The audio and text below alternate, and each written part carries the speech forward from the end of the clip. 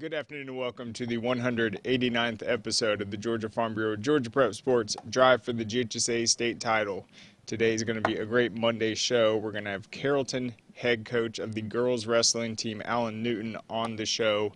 The Trojans just won the first ever girls duels state title. It's going to be great to just listen to him talk about the sport, how the program has come together, and just the overall bond that him and his team have after getting this historic win. Then I'm going to go into some of the basketball results we saw this past week, some big games. We'll focus heavily on the McDonough win over Pace Academy. I think that one has a potential to even be a state championship rematch, but they will play again, I believe, on Saturday. And Najeh Wilkins is going to join us in the final slot. We'll talk about that game. He was there to witness it from the sidelines. He talked to both coaches before as well, so he'll have great insight on that. But we'll go ahead and get things started with Coach Newton. All right, well, first off, congratulations, Coach. I don't know if he went out. There we go. Coach. Sorry, I lost you for a second. How you guys doing? I'm doing well. So congratulations. That had to have been really exciting. I know you guys, did you match up with Jordan in the area tournament as well? Yes, sir. We saw them in the area tournament, and we kind of had a feeling we might see them again at state. We knew we both had a good shot at making the finals. We weren't too surprised when we matched up with them in the finals at state. Yeah, and man, it's been quite a successful year for Carrollton already. So this is just another big accomplishment. So let's talk about the reception just of the school, of the staff, of the other coaches.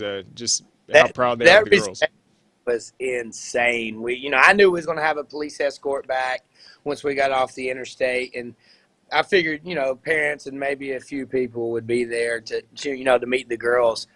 I swear we had at least 100 people. We had administrators. We had head coaches from multiple sports, several assistant coaches, community members, people that's, their kid doesn't even wrestle. They came to support us and, welcome the girls off the bus. The booster club was there.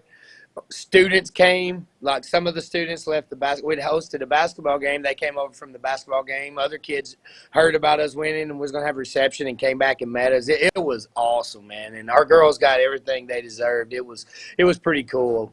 And to see how excited the kids were, when they were welcomed like that, it was a pretty neat experience. It really was. Yeah, and I want to get into the win, but first let's just start with just how the sport came about. So people don't know, they did hand out the traditional tournaments for girls, I think, for a few years now. So they hand out the individual titles, but this is the first year of the duels. So I know you guys have been preparing for this for months, but just talk about what that was like, knowing that you guys would have this opportunity, the work you guys put into it, and just how you guys were able to build this team. Well, man, knowing that we were having duels for the first time this year, everybody knew what our chances were. The team knew, they all had their goals for it. But we started really planning for it last year. When we built the team up, and the girls did a great job of recruiting, and we went to a very tough dual tournament up in Clarksville, Tennessee last year. I was able to find it. Then we went there again this year, but the Tennessee State champs, runner-up, third-place team were all there, several other teams from all over the Southeast. So our girls were kind of used to the dual format, even though we didn't wrestle a ton of duels. They got at least one dual tournament with, very intense, high-profile teams. So it was something we were used to, and it's fun. They loved it. So we were able to take those two experiences from this year and last year, and really it prepared us for the state tournament. And because we had two really close duels in state, man, it wasn't a cakewalk. And I really think that them getting those experiences before really helped us out, gave us an advantage. But the work, they started putting work in June. We had a full summer of workouts and going to camps and tournaments, and the girls took it upon themselves to work out in July, and they did several tournaments in July on their own. And that's something I've never had, where kids say, hey, coach, like, we don't want to stop because June's over. It's kind of dumb. And like full practices. They did a great job with that, and they hold each other accountable. But us, one thing I've always done is I push them really hard, and we work on mindset stuff, and we work on mental toughness and how you getting better helps your teammates. And I really think that played a big role Friday night, man. Those girls were fighting hard for each other, and when one girl would lose a match we weren't expecting, somebody else would pick her up, and they have built such a strong bond that it was kind of like their destiny, man, to be the first ones to do this, because they knew that they deserved it, and they weren't going to be denied that opportunity. Yeah, it's really exciting to see them come out, stick with it, get better, and then you get to play in a format like the duels, the state championship. That's a big stage, so I know they're excited about that. But, I mean, how big was the goal of just not only making the most out of this year, but kind of building that foundation to try to really take this thing off? Well, that's exactly right. We were, I've talked to the girls and told them, not only you got a chance to make history, but you have an opportunity to make a legacy at Carrollton, and you guys can start something. We're not looking for just 1 year. I want this program to grow. We're wanting to get a USA girls program, and our girls have really bought into that. They, in the summer we have a little girls camp, and they all, they do a great job running that and getting kids up. They talk to girls at tournaments, like when teachers come with their daughters and stuff, they embrace them. They get them on the mat to roll around with them. They want to see this thing lasting for a while too, and they knew what their goals were this summer. I don't believe in harping on we're going to be state champs. What I preach to the kids is we're going to get better every day. If somebody beats us, it's because they're better than us, and they took that and they bought into that. But they also knew what our chances were and how good we were, and their goal was to win state. It wasn't mine, and they made that happen, and that was fun to see. Yeah, a certain confidence boost. But I think you had mentioned somewhere else that some of your top wrestlers might not have performed up to their expectations or liking last year at the traditional, and that kind of helped set the tone for them to really focus and make the most out of this run to the duels. Yeah, that's exactly right. They knew that, it just didn't end well. Our the traditional state tournament last year, we should have had more girls place, and, they let nerves get the best of them, this, that, or the other, and they didn't like how they felt. They don't like that. They didn't like the bad taste that was left in their mouth, and I think that experience last year really sparked this summer, and they knew what it was going to take, and they didn't want to go through that again. So that, they bought it, they worked hard, they pushed themselves, and, when they had the opportunity to prove to themselves and to everybody else that they were good enough, they took advantage of it. One, because of the work they put in, and two, they remember what it was like being on the other end of that. They didn't want to go through that again. Yeah, and then, I mean, there's a certain fixed number of weight classes. Obviously, you guys have more girls coming out on the team. It's kind of a sense of iron sharpens iron. You guys are going up against each other in these practices to prepare. So, I mean, just obviously the girls that were out there competing through the rounds led you guys to this title, but just overall, I mean, the team effort, what did it mean just to the group? Well, and you hit the nail on the head there with iron sharpens iron, and they push each other in practice. And one thing I've told people is, if I'm not good at defending a shot or a reshot or whatever, it's my partner's fault. It's not my fault. If I'm not, if my partner's just letting me do stuff in practice and we're not drilling properly, I'm not going to get better. She's not going to get better, and they need to hold each other accountable so we can have the success. And so they can have those experiences. And, if I'm slacking, I'm hurting everybody. So they do a really good job of letting each other know and correcting bad behavior. And if somebody's not having their best day, and it's not in a malicious or rude way, but it's a way of picking up your teammate because you love them and you want them to do better. And that's kind of our motto. We're there for each other. We're family, and, family don't let family down. And if it's not out of me being mean, but if you're doing something that I know is not good for you, not good for the team, I'm going to let you know about it. And they buy into that, and that's why we have such a close bond and why they love each other so much. Yeah, and you've coached wrestling before this venture, but I mean, wrestling can be an intimidating thing for someone that's just picking up the sport, coming out there. You guys recruited the hallways. You're trying to build this It can team. be How did you intimidating. find that balance, though? Well, what we did is our girls want to grow the program, but they also understand what it's like to not know what's going on and be uncomfortable and be intimidated, right? So our girls from last year did a great job this year of welcoming the new girls with open arms. And at the beginning of the season, when literally everything is new and you're in a stance and it feels weird and you're learning how to do even just simple things like shooters walk for stretches and stuff, and you're doing everything wrong, they're helping each other. They're like little assistant coaches on the mat, and they're giving encouragement. And they tell them, like, this is hard, this is weird, but I promise you, stick with it. It's going to get better. And when they do something good, they praise them. And they let them know, like, hey, you're getting better. This is awesome. You're way better at this point in the season than I was last year. And it's just been an easy transition for these new girls. And as they get that, the intensity and stuff comes because they trust their teammates that have been there before. So it's kind of a win-win. We're not having to deal with girls getting ran off, but we're also getting them tougher and more intense to grow as a wrestler too. And it's working out well. Yeah, I mean, athletics across the board at Carrollton are outstanding. I know you had mentioned the USA Girls program, and I guess the potential to start getting middle schoolers involved so they come in more experienced. So, I mean, how confident are you in that kind of foundation being on the horizon?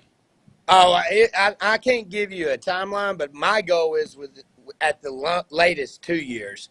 But hopefully next year we can have stuff in place to start a Girls USA program. And we can have girls wrestle on our junior high team. The league is co-ed in junior high. But I feel like if we can get the USA program started or the youth program started, we'll have more girls. And because if I had a daughter, I wouldn't want to wrestle them boys. And I think if we can, keep it separate and keep growing it, that we're going to see numbers increase and people are going to start realizing, like, hey, girls can do this and it not be terrible, right? You can have cheerleaders or soccer players or lacrosse players or track kids. They can still do their other sports and wrestle. You don't have to just wrestle and only wrestle. And it's okay to be a girl and do it. And it's fun. It's intense. You grow, and it's a great environment. And it's going to help any other sport. It's no matter what other sport you do, wrestling is going to help you in some way, shape, or form. So that's what we're kind of pitching to everybody. And I think with us, having some success that we've had, and the girls, that we have a high quality group of girls that don't get in trouble, don't cause problems. I think that's going to attract the right crowd. And I think it can get potential to get big. I think that's our goal. And that's what we're shooting for. Yeah, and I mean, wrestling shape, that's something that can be really challenging. I mean, if you're let's say, a cross-country runner, and then you go out and try to play a soccer game or a basketball game, it might be a different type of endurance you need. You got to monitor all the weight classes, all that stuff. But what is kind of the key to getting someone from a different sport in wrestling shape to compete at this level? Well, you can't do it in one day, right? Yeah. And you have to realize that a lot of people that you're going to be coaching haven't done this before, so you're going to have to give them some grace, but you got to be realistic with them. I let kids know, and I let parents know, this is probably going to be the hardest thing your kid's ever done, but stick with it. I promise you, you'll be glad you did, and you'll be a better person for it. And what I typically do is I show them matches. I'll have some of our girls that's wrestled before wrestle in their matches. Just do like a mock match to show how much movement and how much energy. Sorry, the last one. How much energy it takes, and then we do it gradually with preseason and early season. I don't try to have them in complete top tier wrestling shape by our first duel. that's 3 weeks after the season starts with a kid that's never wrestled before, because they got all this information they're trying to learn. They're probably confused, right? And this thing's really hard. So you got to be mindful of that, or you're going to run everybody off. That doesn't mean be easy on them. We push them, but, we be mindful of that. And then when they see our second and third year girls working the same thing they're doing, but not crying and not quitting and not giving up on themselves, that's motivation. And there's nothing better than internal motivation, or watching your teammates do something and you acting like you can't. And, if you're a competitor, you're not going to like that feeling. So that kind of, we just piggyback off that, and then we build our season as such. Yeah, speaking of the season, I mean, what's next for you guys with the traditional part coming up? What can we expect in that? Well, the traditional is going to be interesting because we have huge areas for the girls, and it's going to be exciting. We obviously we're in the same area as Jordan, so we're going to see them again, and they're a good team with several other schools. We got Troop in there, we got Harris County. There's literally 15, 17 schools in our area, so it's going to be a very competitive area. But our goal is to get our starters out, place top 4, go to the state sectionals, and see what happens from there. But we got a lot of stuff to fix. I mean, we just won a state title, and you want to celebrate, but at the same time, we got individuals to work towards now. So we can't just be complacent and happy with what we've done, because the job isn't complete. And we're going to break down film so the kids see I may have got my nerves, might have got to me a little bit too much on Friday. Let's work on this. Let's work on that. We're going to keep trying to get better and, tweak things here or there, fix some technique stuff, and just keep the practices. We're going to shorten the practices, but they're going to be intense, so they keep that competitive edge. And, because we don't want to go into traditionals flat-footed or, on a high from winning state duels. We want to be able to be competitive in traditionals as well. Certainly. So, yeah, you're going to go to the area, and then what's the standard for qualifying a specific wrestler in a weight class? Is it top 4, top 5? Top 4 in area goes on to sectionals, and then it's the top 6 in sectionals qualify for state. State will be a 12-man bracket. Awesome. So, and sectionals, yeah, the whole team will continue practicing, and then you'll just see how many girls you can qualify? That's pretty much it, yeah. We can take one kid per weight class. So we're going to be down to starters unless we need a practice partner here or there. The girls that aren't starters, if they want to stay, they can. But like some of them, like are in soccer or lacrosse, if they want to go to those, we allow them to do that as well. Now, if they're a starter, they're staying, or if we need them for a practice partner. But yeah, it's down to the 14 weight classes. You can take one per weight class to traditional area. Yep. All right. We'll see how many you guys can get. One last question though. It was a pretty close win over Jordan, 48-36. You're sitting there watching. There's a lot going on, but was there a moment where you knew, okay, if we win this one, we got it? Yeah, and at one point, it looked like it wasn't going to end well, but I knew what we had coming up, and I was telling, some of our coaches and the girls to calm down. We're going to be fine. The score was 30-12 at one point, but I knew, I call it our little murderer's row. The heart of our lineup was what we had, and we won 6 out of the last 7 matches, and all by pin. So, that kind of turned the tides a little bit, and it was fun to see the crowd and the kids. Once Bailey Shockley pinned her girl, and then Maggie Dudley pinned her girl, everybody got back into it, stopped being nervous, and it just kind of went from there. We went into the last match, we were up 6, so, you tell your kid, all you have to do is not get pinned. Well, that wasn't good enough for Haley. She goes out there and sticks that girl, so we went by 12, and that place erupted. But which is what you want, man. You want them to go out there and wrestle. But, I'm not just saying this. I never was really panicky, even when we were down 30-12, because I knew who we had coming up, and they've been performing big for us for 2 years now. So the freshmen, they've been performing big this year. But we just need to get one thing to go our way and go from there. So it was pretty was pretty fun to watch it happen. And I knew once Johanna Mejia pinned her girl at 170, I was like, all right, man, this thing's gonna be ours. We have one more match left, and Haley did what she was supposed to do. Yep, and then obviously, I mean, there's ups and downs during the season. There's tough days at practice, but I mean, overall, I mean, how big is it just for the girls, their friendships with each other, just putting in all this work, having it pay off, and just creating a special memory for themselves? That's exactly it, man. And that's what I told them. I was like, you guys, worked all summer. You guys are up here at 6 a.m. 2 days a week and after school. Y'all have done the workouts. You guys gone through my crazy practices and nothing ever being good enough. I hold them to a high standard, but it's because I want them to be able to do their best and have some confidence in themselves. And, and they didn't necessarily or they didn't necessarily wrestle as good as they could, but they gutted it out, and that's because they take up for each other. They love each other, and because they work so hard and fight so hard constantly. And, I just can't put enough on the bond that they have for each other. I've coached a lot of teams. I've been around this sport a long time. I've never seen anything like it. And it was very special to see them get rewarded for their hard work. Because, as a parent, you always tell your kid, do the right thing, work hard, things are going to pay off. That doesn't necessarily always happen in sports. And to see them get rewarded for what they've been putting in, it was something amazing. It really was.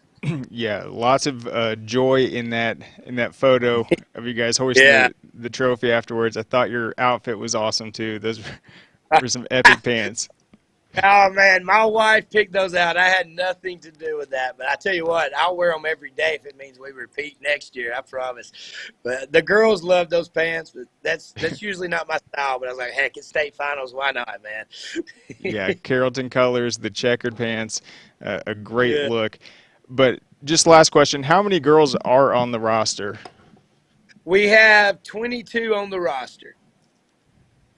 22. All right. Well, that's exciting. Well, I really appreciate you joining us, Coach Newton. Congratulations. It's a huge accomplishment for the girls. Really exciting to just be a part of history. And as I said, it's been an outstanding year already at Carrollton. I know guys will want to finish these winter sports and spring sports as well. So thank you so much for coming on. All right. Thank you. Y'all have a great day. All right. So there you go. That was awesome. I was just thinking of, gosh, when you're in high school, I mean, the wrestlers, those are some tough people. Wrestling practice does not seem fun. Just having to keep track of your weight, the weigh-ins, the daily grind. I mean, that is a huge accomplishment for them, and it's good to see that kind of added into the duel, because traditional, as he was pointing out, that's going to crown the individual titles. Yeah, they have a team title as well, but the duels, that forces every single team to fill all 14 weight classes, and then you got to go through that bracket. So the swing matches are huge.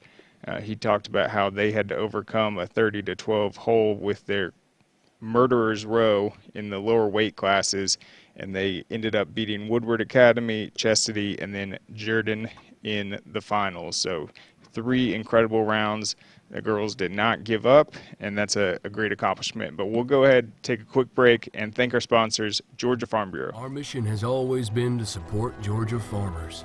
That's why we created Georgia Farm Bureau Mutual Insurance Company, providing financial protection that farmers needed. While this remains the same today, we've grown to protect all Georgians through home, auto, and life insurance. From the very beginning and into the future, we stand for every Georgia community. We are our Farm Bureau. All right, welcome back. So I'm going to stick with wrestling. I want to talk about who won on the boys' side. That was, I believe, on Saturday.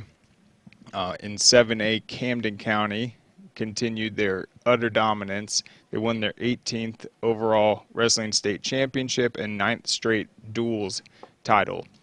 So with Camden, it's the depth, it's the overall ability to place that has led them to such success in the traditionals, but we'll see how they do in the duels. We'll see how they do in the traditionals, though. That can be a little different. It's all going to depend, though, on how many wrestlers they qualify in the 14 weight classes. If they feel like if they get 10, 12, they just have that star power to take another title. So once again, Camden has that grip on 7A. They ended up beating second place Buford, third place Mill Creek, and then fourth place West Forsyth. So Mill Creek, I do not think they're a team that's ever won a wrestling state title. So watch out for them. That's significant for them to come up in third place. So they've definitely been building that program. In 6A, South Effingham, they come in first, North Forsyth second, Woodward Academy third, and then Glen Academy in fourth. And then, let's see, 5A, Jefferson, who leads every program in the state for the most wrestling success. They won their 43rd all-time wrestling state title, 19th duals title. The only ones they haven't won on the duals side since it was created was 2002 and then 2020. So they've only missed 2 of them. Oh yeah, and they lost in last year's. Sorry, 3. But that was in 4A, so they come up to 5A and take it again.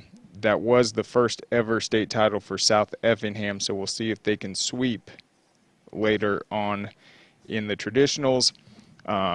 Jefferson leaving 4A definitely opened up an opportunity, and Central Carroll won that one. They beat Lovett, third place Chesadee, fourth place North Oconee.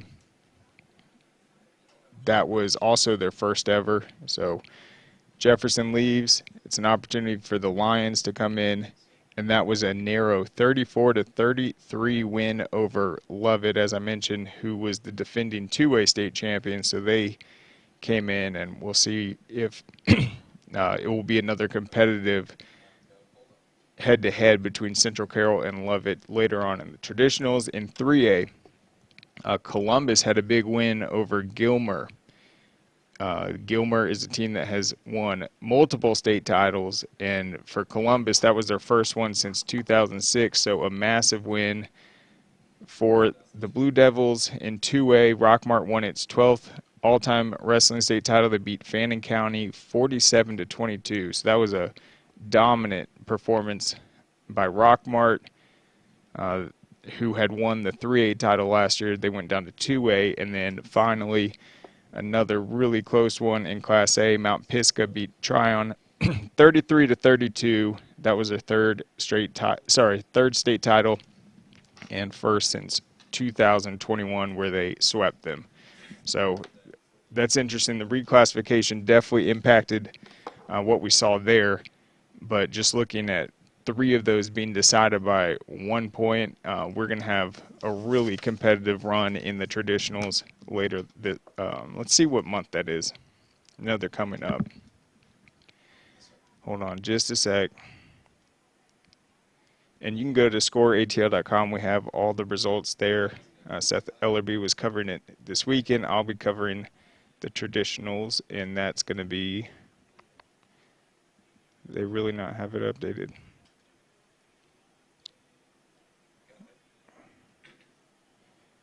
Okay, 1 sec.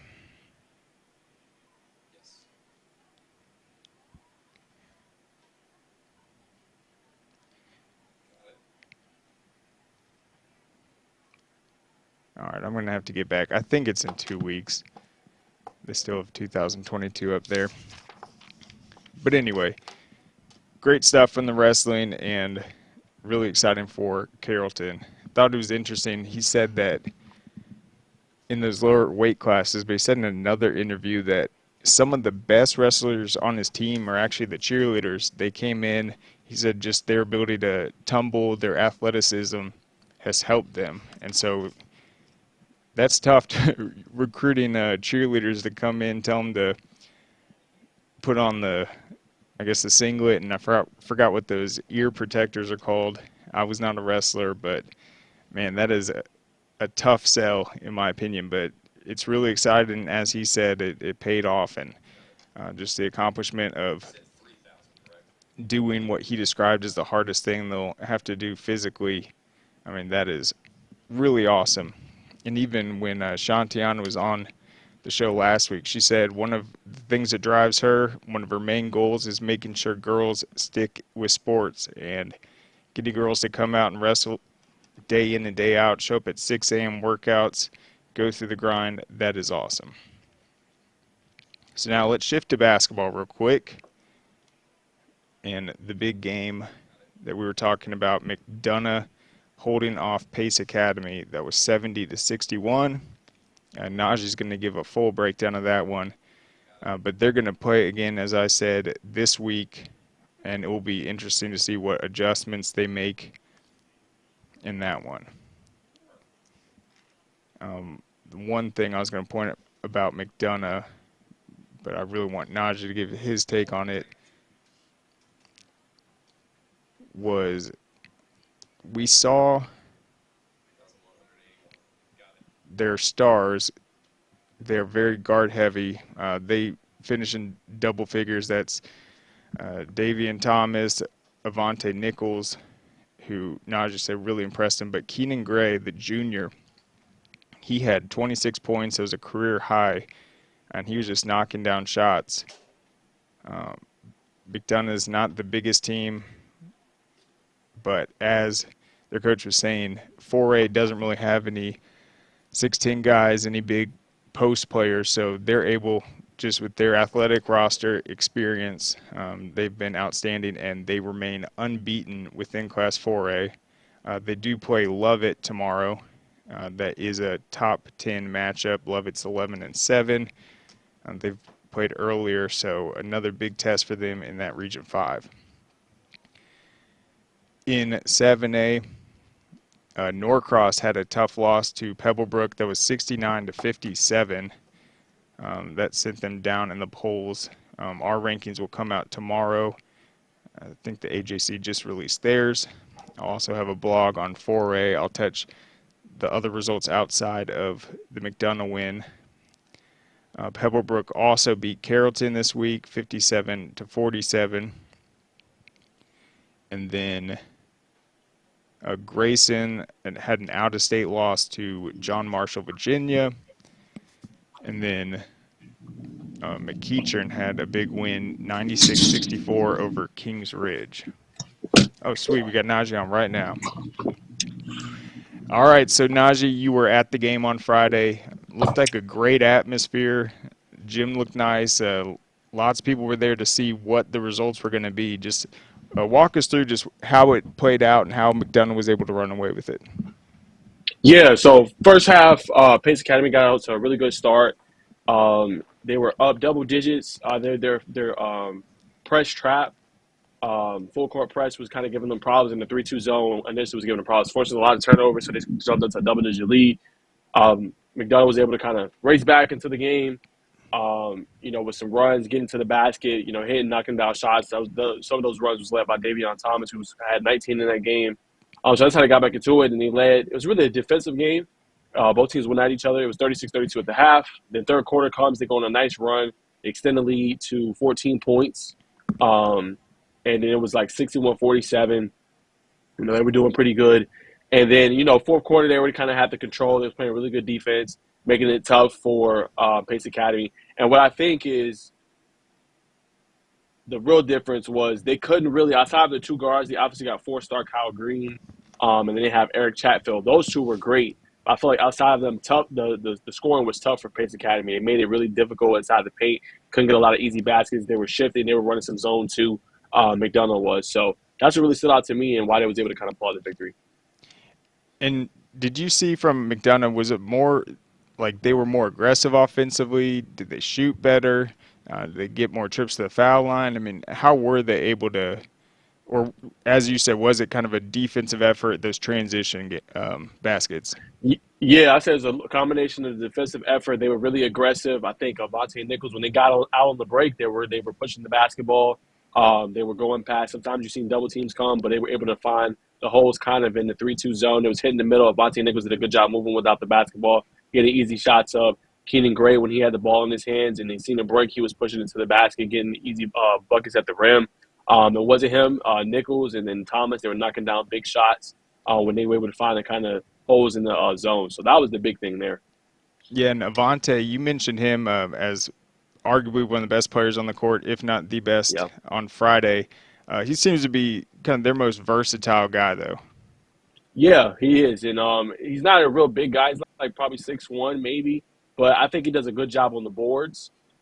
Just to be at that kind of height, he rebounds the basketball well. He contends shots all night long. He blocks shots. He pushes out on the break. He attacks the rim. And actually, I think he was a scout there at the game too, because just having a conversation with him after the game. So I think he impressed the scout as well that was there. Kind of watching him play. But, yeah, he's really good and aggressive, and I think he did a lot for himself the other night, just being aggressive, playing within himself. And as the coach alluded to, Coach Thomas said he's their energy guy, and he says he thinks he's the best athlete in Georgia. And then is his son, that's DeAvian? No, It's Nigel not, Thomas. okay.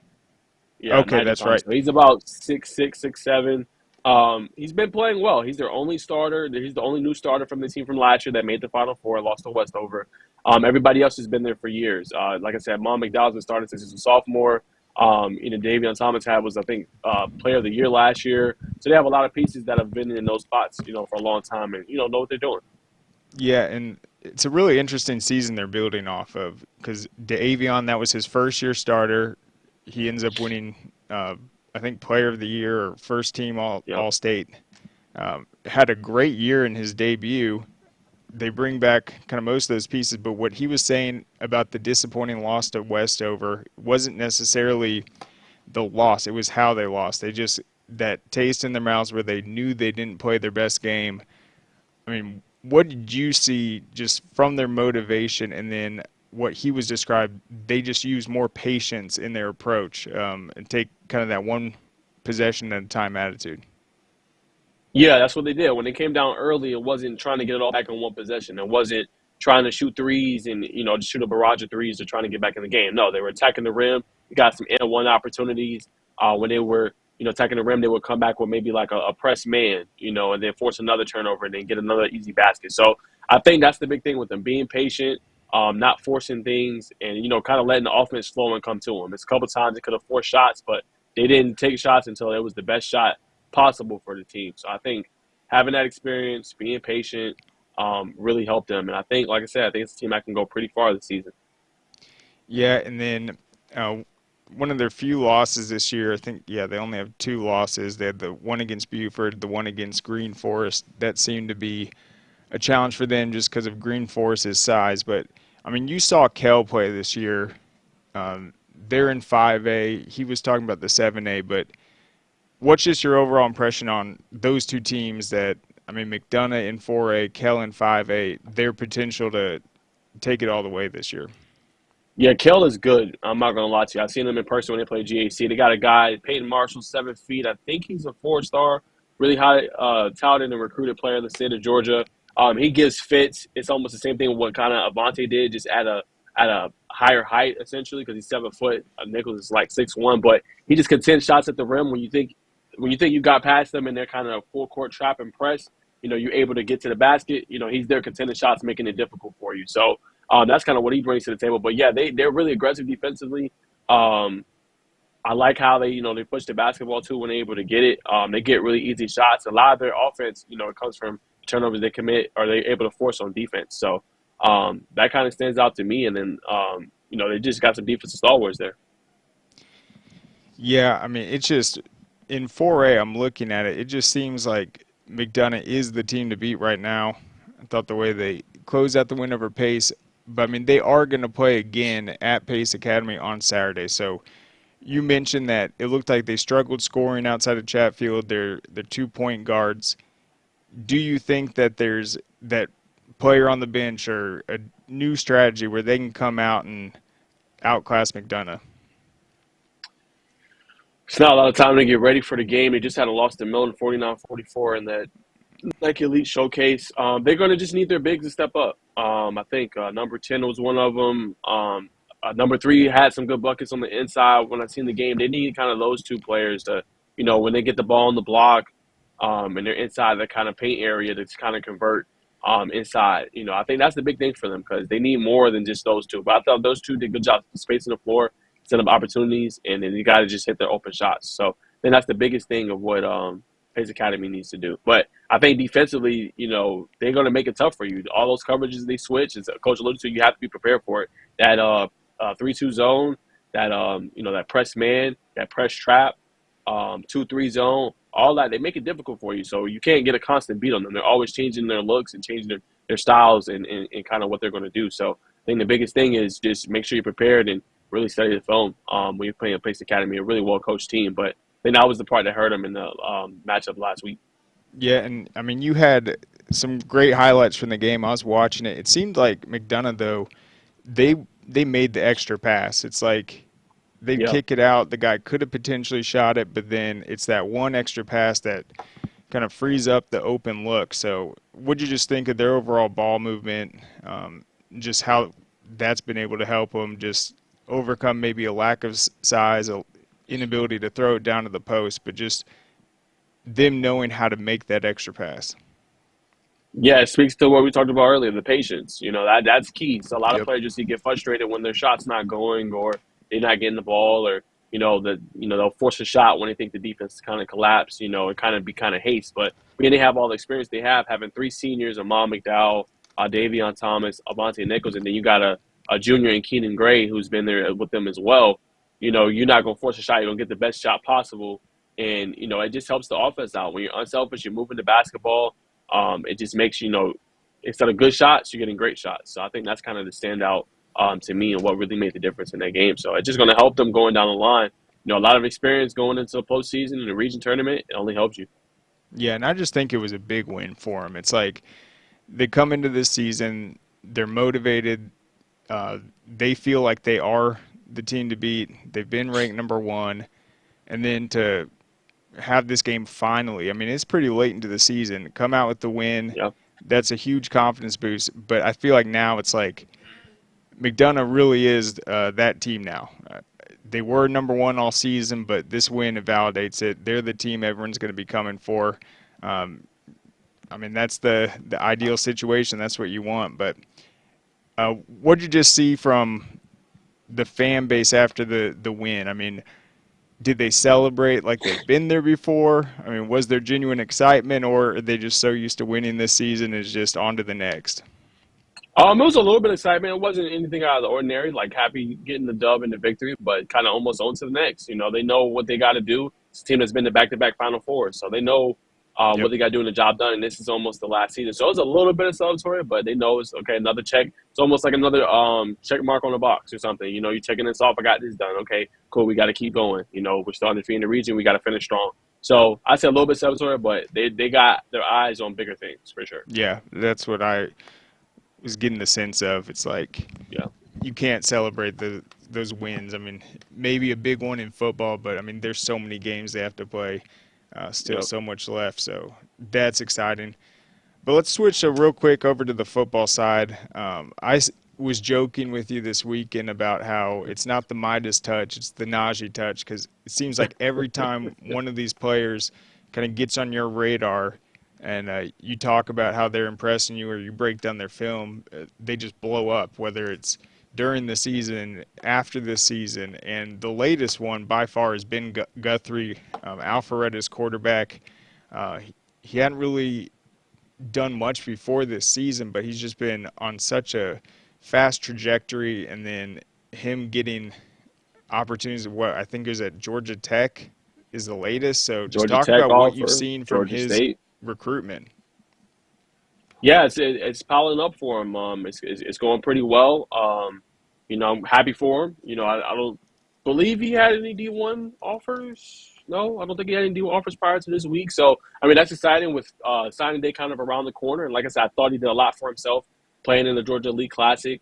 And it's almost a domino effect. Once that one big offer falls, the rest of them kind of come that way. So, I've seen this story before. And, as a player I did earlier this season, Bryce Dobson, he didn't have any major ones, but I just thought like his speed just stood out to me. It's something you definitely can use on the next level. And then he got one offer came in and a bunch of other ones came in. So I think just, being able to pass the eye test, and being able, it's more than just obviously football, but, being a good leader. I think the intangible is the thing that sometimes gets overlooked. And, being able to lead the team, that's it goes under the radar sometimes. And I liked how he played in Georgia League Classic. I thought when he got the ball in his hands, he never got flustered, but when it wasn't going his way and he faced adversity, and you're going to see that same thing in life. It's not going to go your way. You're going to face adversity. How do you come back from it? And I thought he did that in the League Classic. He got sacked twice on the same drive, and still 3rd and 19 throws a dot for a first down to Ethan Christian, and then it ends up scoring a touchdown.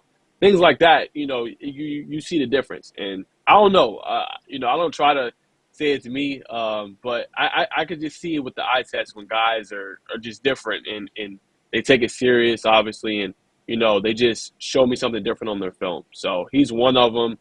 Kyrie Spain was another one coming into the season. He was a guy that wasn't really talked about. He made our top 40.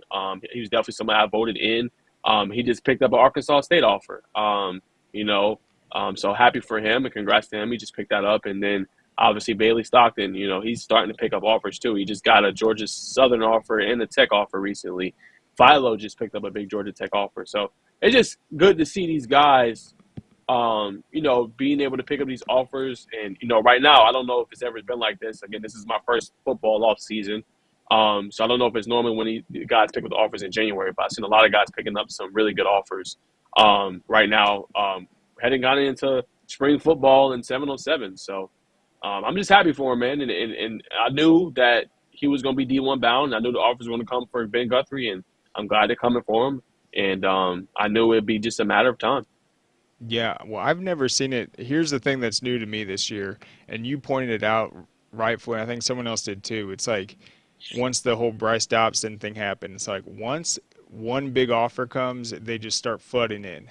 And so that's something that's made the last couple of weeks really exciting with all the guys you mentioned. Another one, Chris Elko, he gets a West Georgia offer. I thought he did more than pass the eye test this year. He was outstanding. But back to Ben, Alpharetta was 3-8 last year. He only played 9 games, didn't really have a great season. It's just when I look at how he finished this year, how he looked, just how comfortable he was playing in Georgia Elite, handling the spotlight, taking teams down the field, it's like he really progressed a lot and had like a great season. I just think the work he put in before this senior year, it shows that he's a kid that really was determined to make it to the next level. I mean, his focus was not just on being the guy this year for Alpharetta. It's like he was preparing himself to be a collegiate quarterback. So, I mean, when you see a guy going to have a breakout senior season that really wasn't on the map, I mean, how impressed are you by that? Very impressed, and he took advantage of his opportunities. Think about it. He played on TV twice for us. He played in the region championship game for them when they played Roswell. They didn't win, but he performed pretty good in that one. Thought he did enough to try to, win. I think his team made it to the second round of the playoffs. And then he played in the League Classic, and then in that game, he was pretty much the best player on the field. I mean, all the other person you could say is maybe Bakari Swain for Central Carrollton. It's the only other player you maybe could say that, wasn't the other better player on the field. But, yeah, just the 4 touchdowns every time he came on the field, you thought, okay, they're probably going to go on a scoring drive. So I just thought, and that's the biggest thing with players, like sometimes opportunities don't come into your senior season or your junior season. It comes later down the line, but you just got to be prepared. You got to stay ready. That's the biggest thing. And I think Ben stayed ready, and when his opportunity came, he took full advantage, and that's helping him now. So now he has a choice of, okay, hey, do I want to wait a little bit more, or do I want to kind of commit early? So it's good to see for him. Yeah, and I'm going to have to look. I mean, 4 touchdowns in Georgia Elite, that might be our record because, I mean, the quarterbacks are sharing snaps, so that's phenomenal for him. Yep.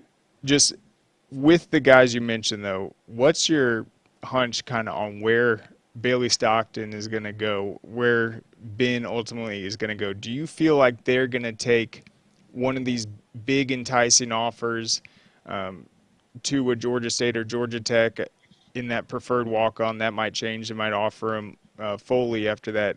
Or do you feel like they're going to, I don't want to say a more modest route, but it's like, do you feel like these guys are going to take advantage of it, take these big offers, or just make another decision? It's a good question. Something to think about. See, it's tough when it's a big offer, and it's a school. You have to really work yourself up. But a lot of times, though, when you do that, you're able to get a lot of experience. You're not necessarily getting the playing time, but then you're learning the other part of the game. Not necessarily playing, but you're learning how to prepare for the game, prepare against this cover 4, cover 3 defense, how to prepare when the defense throws this look at you with maybe a zone blitz. So I think that's important. And I think a guy that just did it was Brock Vandegrift that played at Prince Avenue Christian. He's at UGA. So he's sat a lot, but he's been learning a lot. So when his opportunity comes, it might not necessarily be Georgia, but he's learned from one of the best minds in college football. So I think that's valuable. Sometimes you think going to the smaller school, you can still make it. Going to a D2, D3 school, it doesn't matter. You just have to be prepared and work your butt off. But I think sometimes there is a little bit in it playing for, possibly a major school that's going in a different direction. I think, like I said, I think Georgia Tech is a program on the rise. I mean, they're landing some good recruits. They got the right guys in position. And I think it's a program that's going to be really good in a couple of years. So, if it was me, I would do that route. But at the end of the day, they got to do what's best for them. But I think the big time offer, sometimes it's nothing wrong with it. You can learn a lot from it, and then you just learn in life. Okay, sometimes you might not get it right when you start that freshman, sophomore year, but you'll be prepared, and then you might land an offer from another school, be able to transfer your junior year and start playing. Hey, it happens to one of the best quarterbacks right now in the game, Joe Burrow. Look what happened with him. He had to sit for full season, back up, JT Barrett. I think it was Cardell Jones. Opportunity, learned the system, learned it good. Found out, I think of his name. Was a major coach for LSU. I can't think of his name, but he was his offensive coordinator. And he went – no, not Coach O. It's Joe Brady. That's who it is. Coach Brady. So went there with Joe Brady, and they ended up winning a title. And then, his number one overall pick. Now, I'm not saying that's going to happen to everybody, but the silver lining in it is you can go to a school and may not play your first or 2 seasons, but you can learn such invaluable knowledge and different things that you can apply when you do get your opportunity elsewhere. I think that's something that a lot of players look at. A lot of players look at, I have to play the first one, I'm going to transfer. I like the guys like the Donovan Mitchells that did it for 4 straight seasons with UGA, but then, okay, hey, I've done my time here. More great recruits are coming. It didn't pan out how I wanted to, but I've learned so much of Iowa experience, 2-time champion. Now I can transfer to Texas. It's just things like that I love to see. Yeah, it's going to be so busy, and the reason I brought it up is I'm genuinely interested. When you look at Bailey Stockton, it's like I think he'd be a great fit at Georgia Southern. I think he'd be a great fit at Georgia State. It's like he really does have those choices in his hands. So I think that'll be really exciting. But we talked a little bit. You went into the Joe Burrow, so let's just do it now. It's an exciting week here at SCORE. The Bengals and the Chiefs will be squaring off. I think the big thing that we've seen this season is what we've also talked about is there's an obvious changing of the guard in the NFL. These young quarterbacks are taking over. What impact do you think it's going to have just on football in general, though? Just what Burrow, what Mahomes has been able to do just to inspire the next generation of quarterbacks? I think they're doing it. I think you're seeing more of the no looks. I think you're seeing it was a guy that plays for Walton. He's inspired by Mahomes. He has a little bit in him. Jeremy Headlinski, So obviously they're inspiring the next generation. And Mahomes just the no looks, the off-platform throws, winning the big games. He's definitely inspired the next generation to do cool things like that. What I like about Burrow and what's so different about him is it's what I go back to what we talked about with the football part, the intangibles. Burrow checks every box you want as far as the intangibles goes, the leadership, the clutchness, leading his team. He just checks all the boxes, being confident. Quarterback position, if you're not confident, you can get eaten up alive. And if you're not, the guys in the locker room don't believe in you, it can go downhill pretty quickly. You see a bunch of situations in the NFL spiral out of control because the quarterback, they just don't believe it, So that's a really interesting position. But I think Burrow just checks all the boxes. He's very accurate with the football. Burrow's a guy you can go show high school guys his tape, and they'll be a lot better after. That's no shade to Patrick Mahomes at all. That's not what I'm saying. What I'm saying is that he is the fundamentally sound quarterback that you want to teach others. Mahomes is the guy like, oh, man, he's just he's otherworldly. Only a few players ever is probably going to be able to do what Mahomes does. You know, you can't really teach a lot from that perspective. You either got it or you don't. Mahomes got it. You know, Allen's probably another one of those. He got it. Burrow is more kind of a, I guess you could say old school guy. He's still mobile, still active, but he's the guy you can go show the tape of and show, like, this is what you need to be looking at. This is how you prepare against these coverage. This is how you prepare going into a game. So I think those are kind of the distinctions between those two. And they're still aspiring the next generation. But I think Burrow aspires it this way, where you can show the film of. Mahomes is like, man, you know, just go make a play kind of ordeal, or just otherworldly kind of a talent.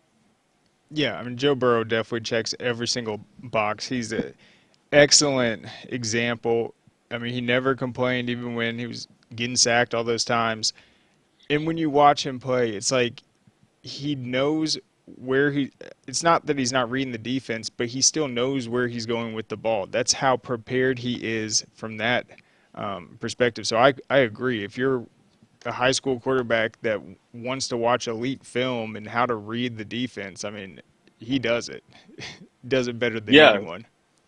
Exactly. Yeah. If you want to learn the intangibles, how to be more accurate with the football, if you want to learn how to read the defense, if you want to, you know, make sure you prepare the right way, you want to instill confidence in yourself. And like you said, his confidence comes from his preparation. You go look at it in his interviews. It's not cocky. It's just, I know how much I study and prepare that I'm going to be ready when game day comes. You know, and like I say, he's not going to wow you with the no looks or the, you know, the off platforms all the time. But he's a guy that's going to do what he needs to do to get done. And, you know, I think, like I said, that's a great teaching point you can teach young players. It's not 100%. overly flashy, you know? Yeah, and then just being a young guy coming into a locker room in that leadership role, it's like that can inspire underclassmen, freshmen, sophomores that are stepping into a big role. It's like, hey, Joe Burrow, if Mahomes can do it, and not just do it 1 year. I mean, look at the Bengals are back in the AFC Championship again. They made a run to the Super Bowl last year. A lot of people thought it was a fluke. But that leadership from Burrow, I mean, he kept everyone confident. The entire team has been on a mission again this season. Yeah, and one more thing on that is, you know, I thought you talked about Burrow. I thought you brought a great point, Burrow and Mahomes. Another thing you could think about, too, is college coaches, high school coaches, they can go show you his full story. His full story, as I just alluded to earlier, was 4 years on the bench, essentially, never got his opportunity. And I showed you his tape, Craig, and how the guys, even he wasn't even starting, and he was pulling the tire from a defensive, either a linebacker or defensive lineman, and won the tire challenge. And everybody said, let's go, Joe. Let's go, Joe. If that doesn't show you the intangibles on what the guy is made of, I don't know what will. And it just shows you he never got his opportunity, but he never complained. He never fussed. He just said, hey, it didn't work out. He got another opportunity. He stayed prepared. He stayed ready. And when it came, he ended up winning the Heisman. He won a national championship, became the number one overall pick. So it just goes to show you, and again, great point with bringing up how he aspires the next generation. That's inspirational. That showed you that it might not work out in another place, but that doesn't mean just because you didn't have success right then and there, which is in our culture now, in our society now, you got to have success right now. It's not always like that. It builds up. It's a building process. You have to build up to get success. It doesn't just happen overnight. He's a perfect testament of that. It didn't build up overnight. It took years and years and years of preparation and working, and he got the fruits of his labor in college, winning the national title, winning the Heisman, and now he's starting to enjoy it in the NFL, the highest level. Another great point by you. It's just a great testament of what patience really is and what it can do for you. Yeah, and he just attacks every day. And that video Najeh's talking about, I said he went full pit bull. I mean, those, what is it, chair or tire? Tire. A tire. I mean, he is yanking that thing, dragging the defender, just absolute animal out there. And you just see the effort right there. I mean, he's a fighter. He has that just will to win. It's unbelievable. But, I mean, we all have watched football. We followed it. We followed the NFL. We all knew that kind of this moment would come where a new generation of talent comes in. How excited are you to have the guy on your team? Oh, I'm super excited. I mean, for years, if I'm being completely honest, I feel like as a Bengals fan, and I've been it since I was 6 years old, we've never had a quarterback, like, besides maybe Boomer, that could get us to the promised land. Think about this, Craig. from 1970, I think, into 2004, we were 5-53. I think, as far as just playoffs, we had the worst winning percent. Actually, matter of fact, this is a better stat. We were 5-14-1, I believe, in the playoffs. We had the worst winning percentage in NFL history for the playoffs. In the 2 years that we've been to playoffs with Burrow, we're 5-1. If that doesn't show you the impact that somebody can have and the change of the culture and what Zach Taylor is doing, I mean, when you have the guy, and I say it all the time, when you have the guy, it makes a difference. And you see that in the NFL all the time. Kansas City, Patrick Mahomes, you got the guy. You're going to win multiple Super Bowls. No matter what happens with Burrow and Mahomes, like, Burrow sometimes going up Mahomes, sometimes Mahomes going up Burrow. It happened with Peyton Manning and Tom Brady. Sometimes Peyton Manning upped Tom Brady, sometimes Tom Brady up Peyton Manning. It's just going to happen. It's a natural thing. You're going to cancel each other out. You're both great. But to have the guy after years of not having it and seeing, Dalton was good, but he wasn't, like, great. He wasn't, like, top tier. He wasn't discussed in the best QB conversations. Our receivers was. Like, A.J. Green was discussed as a top-tier receiver. But Dalton he would never come through in those big games, and he always seemed like he kind of came up short when we needed him most. Burrow does not do that. Burrow goes to another gear. He has another gene in him. So to have that all these years, I can tell you one thing. It's amazing. And I'll say this real quick. I'm not a Cowboys fan, but if you go look at that game, Cowboys have a Super Bowl winning roster right now. I think the Jets have a playoff roster right now. Reason the Jets didn't make the playoffs, their quarterback. Whole quarterback situation. So it's difficult to evaluate the position and get the guy, but when you have the guy, it makes all the difference in the world. Dallas could be in the Super Bowl right now if they had the right quarterback. It's no offense to Dak. Dak's there for a reason, but Dak is too inconsistent. Dak went 5 touchdowns, 305 yards against Tampa Bay, and then the next game those nearly 3 interceptions, those 2, and a defensive game where the defense put it all on the line, pretty much shut down Christian McCaffrey, elite running back, and shut down Deebo Samuel. I mean, you just need a little bit more. So to have the guy to answer your question, it's nice. It's something that, like you said, the Super Bowl winner his whole career. It's just nice to have. We've never had that in Cincinnati, in my opinion, and we have the guy. It's only one area we got to keep improving. That's the offensive line, but the defense complements the offense well. Luna Romo does a good job on the defensive side, but to have the guy, it's a different breed, man. I'm telling you. Yeah, and the next man up that you guys did on the offensive line was impressive. The way Joe Burrow returned from that injury a couple years ago. I mean, that was inspiring. And then let's just be honest, the guy's just cool. It's like when your quarterback's just cool, it's like, yeah, we have the cool guy. Yep. Yeah, so it's awesome. It's different breed when he's synonymous with it, and he doesn't take slights, kindly, and he kind of he wears it, and he kind of has that bravado, almost in a sense. It disseminates in your team, and you see how the team resonates with him and how he resonates with everybody. He makes everybody play up to his level or even better, and it's just different. I know you can tell. Even you can speak to it. I'll ask you, like, how cool is it? Like, when did you know as a Chiefs fan that Mahomes was the next great one? Was it that second season when he got all the way to the AFC Championship game, lost barely to Tom Brady?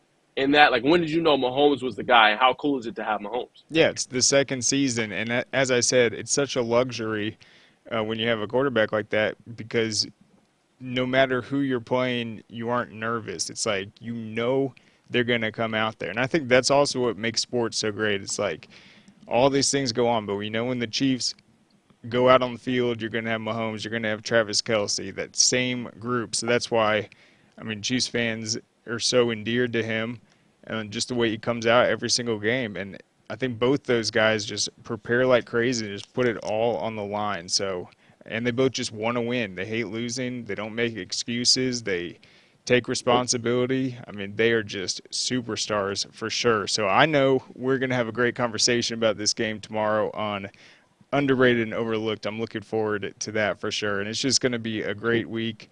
Couldn't be happier to have the Chiefs and Bengals back in it for a rematch. Will be a lot of fun. So, Najeh, thank you so much for coming on. And, you guys need to tune in tomorrow. Najeh's going to break down that Bengals win over the Bills, break down the matchup against the Chiefs, and just what he's seen from them all season.